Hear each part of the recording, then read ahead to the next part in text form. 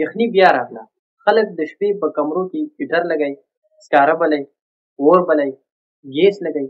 یاد وساتئ هیټر یو خطرناک شی دی. د شپې په کمره کې هیټر لګول، سکاره بلول، اور لګول یا ګیس لګول دا یو خطرناک شی دی. کله چې تاسو د شپې په کمره کې هیټر ولګوئ، دروازې او کړکۍ هم په ځان پسې بندې کړئ، نو دا یو ګیس جوړوي چې هغه ته ویل کېږي کاربن مانو اکساید. دا کاربن مانو اکساید په کمره کې جوړیږي، د دې سره په کمره کې اکسیجن کم شي. دغه کاربن مانو اکساید مقدار چې په کمره کې سیوا کېږي نو دا زموږ وجود ته داخل شي. کله چې په کمره کې د کاربن مانو اکساید مقدار سیوا شي او بیا دا وجود ته داخل شي او په وجود کې د دې مقدار سیوا شي او د اکسیجن مقدار کم شي، نو په انسان باندې یو څو قسم علامات راشي. د ټولو نه اول په سر باندې درد راشي، په انسان چکر راشي، سترګې تورې شي، انسان ته هر څه ورته دوه ښکاري، نظر یې صحیح کار نه کوي، وجود کې طاقت ختم شي، د انسان وجود کار پرېږدي. بیا به د دروازې خواته نږدې خو ستا وجود به کار نه کوي چې دا دروازه راکولاو.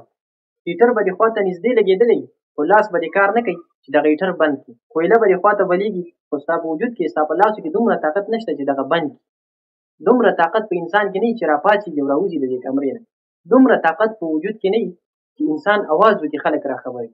ځکه چې ستا په وجود کې د اکسیجن مقدار کم شوی دی او د کاربن مانو اکساید مقدار ستا په وجود کې سیوا شوی دی. ستا وجود اوس کار نه کوي، ستا په وجود کې هغه طاقت پاتې نه دی. نو بیا سهار خلک خبر شي وایي یاره هیټر یې لګولی و، یاره ګیس ورته په کمره کې راایسار شوی و، یاره سکارې بند کړي او انسان وفات شي، انسان مړ شي. نو د شپې په کمره کې کویله بلول، ګیس لګېدلی پرېښوستل، هیټر ټوله شپه لګول، سکاره بلول یا اور لګول، دا انتهایي او ډېر زیات خطرناک عمل دی. د دې نه ځان وساتئ، دا ستاسو ژوند اخیستلی شي.